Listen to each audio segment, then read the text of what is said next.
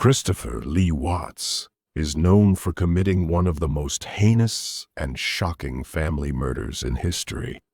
Join timeless mysteries as we delve into the night of the murders, the subsequent days leading up to his confession, Watts' early life, and the psychological underpinnings that could explain how someone could commit such a horrifying act. On the night of August 13, 2018, a gruesome and unthinkable crime unfolded in Frederick, Colorado. Shanann Watts, 34 years old and 15 weeks pregnant, returned home from a business trip at around 1:48 in the morning. She had been to Arizona for work and was looking forward to reuniting with her daughters, Bella, who was 4, and Celeste, who was 3, and her husband, Chris Watts. After arriving home, Shanann began to relax and get ready for bed as she was undoubtedly exhausted. Chris, who had been having an affair with a coworker, Nicole Kessinger, had decided that night to eliminate his family to start a new life. Shanann went to bed, unaware of the tragedy about to befall her and her young family, as she laid in her familiar bed, and it was then that Chris attacked her. Chris strangled Shanann in their bed. The act was brutal, and it took several minutes. According to his later confession, Shanann's last words were a plea for her life and the lives of their unborn child. Chris, however, was resolute in his decision. He later claimed that he felt an out-of-body experience during the murder, as if he were watching himself commit the act. After killing Shanann, Chris faced an even more horrifying task, murdering his daughters. Bella and Celeste were awakened by the commotion. Chris wrapped Shanann's body in a sheet and put it in the back of his truck.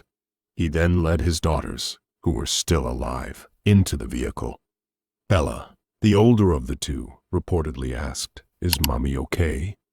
To which Chris responded that she would be fine. Chris drove to an oil site owned by Anadarko Petroleum, where he worked. Upon arrival, he first smothered Celeste in the back seat of the truck using a blanket. Bella, who was next, tried to fight back and struggled against her father, her final words being, "Daddy, no." After killing both children, Chris disposed of their bodies in oil tanks and buried Shanann in a shallow grave nearby. Later that morning, Shanann's friend, Nicole Atkinson, became concerned when she couldn't reach Shanann and noticed that she had missed a doctor's appointment. Nicole went to the Watts home and, finding it empty, but noticing Shanann's car still in the garage, called the police. Officer Coonrod of the Frederick Police Department arrived for a welfare check. Chris Watts arrived shortly after, acting bewildered about his family's whereabouts. Chris allowed the officers into his home, and they conducted a preliminary search. Shannan's personal items, such as her phone and purse, were still in the house, adding to the suspicion that she had not left willingly. Chris's behavior during this time was peculiar. He appeared anxious, but not genuinely distressed, which raised further suspicions. Over the next 2 days, Chris made several public appeals for the safe return of his family. He appeared on local news channels, pleading for any information about their whereabouts. These interviews showed him as a worried husband and father, but his demeanor was noted to be oddly detached and unemotional, which caught the attention of both the public and the investigators. On August 15, 2018, just 2 days after the murders, Chris Watts was asked to take a polygraph test. Tammy Lee, an investigator with the Colorado Bureau of Investigation, administered the test.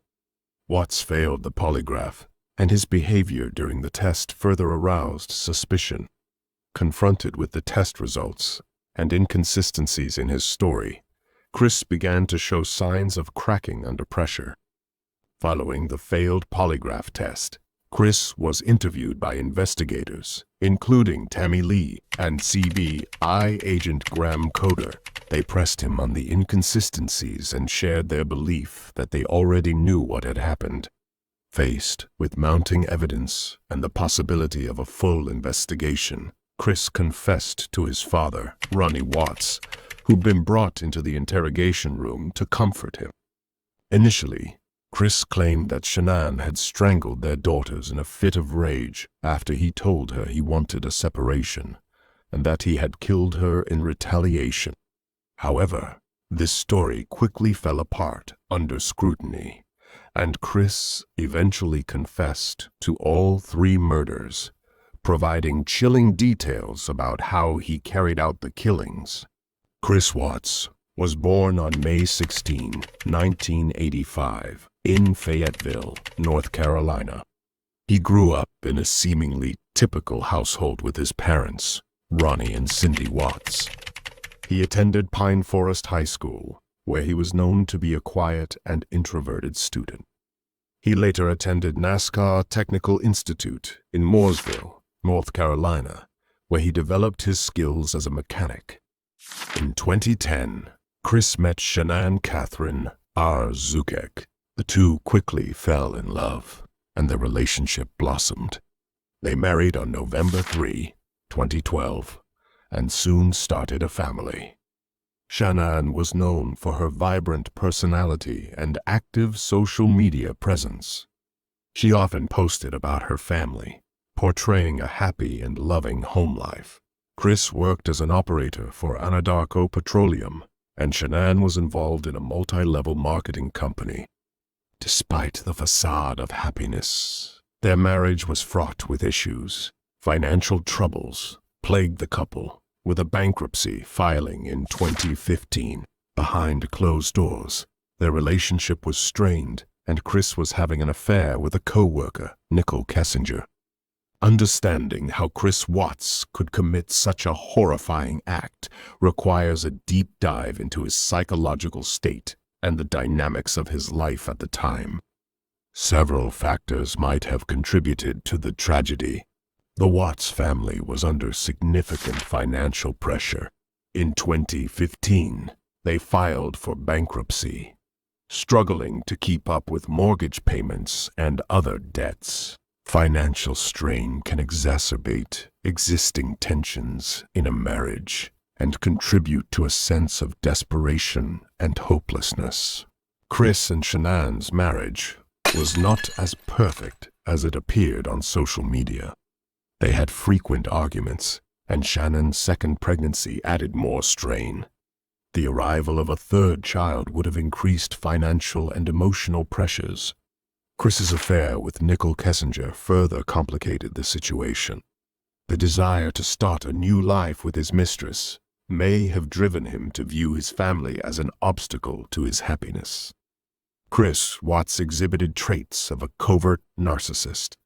Covert narcissists often present themselves as shy or humble, but internally they have a grandiose sense of self-importance and lack empathy.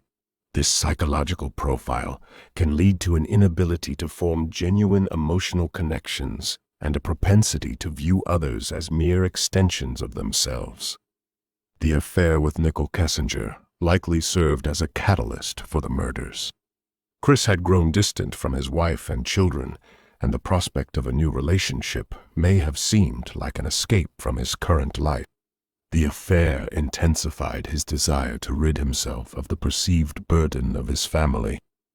The exact moment Chris decided to kill his family is unknown, but it was likely a combination of mounting pressures and a distorted perception of his situation.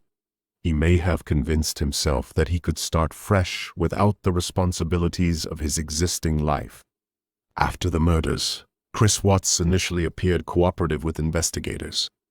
He gave interviews, pleading for the safe return of his family, all while knowing their fate. However, inconsistencies in his story and evidence collected from his home and workplace soon pointed to him as the prime suspect. Watts was arrested and charged with multiple counts of first-degree murder. On November 6, 2018, Chris Watts pleaded guilty to all charges to avoid the death penalty. He was sentenced to 5 life sentences without the possibility of parole, 3 to be served consecutively and 2 concurrently. Additionally, he received 48 years for the unlawful termination of Shanann's pregnancy and 36 years for the disposal of his daughter's bodies. The Watts family murders captured national and international attention. The case was extensively covered by the media, and the public was both horrified and fascinated by the seemingly perfect family's dark reality. Documentaries, books, and news specials have continued to explore the tragic events, attempting to understand how such a crime could occur. The Watts family murders serve as a stark reminder that appearances can be deceiving. Behind the social media posts and smiling photos, there were deep, unresolved issues that culminated in an unthinkable act of violence. This case also highlights the importance of mental health awareness and the need for better support systems for individuals and families facing significant stressors. The story of Chris Watts is a tragic tale of a man who, under the weight of personal and financial pressures, chose to destroy his family rather than seek help or face his problems. It underscores the complexities of human behavior and the devastating impact that unresolved issues can have on individuals and those around them. As we reflect on this case, it is crucial to remember the innocent lives lost and to strive for a society that supports mental health and well-being, ensuring that such a tragedy never happens again. The Watts family murders will remain etched in the collective memory, serving as a cautionary tale about the dangers of unchecked stress, psychological disorders, and the fade of perfection that social media can perpetuate. Please support my channel by liking and subscribing. I really do need your support.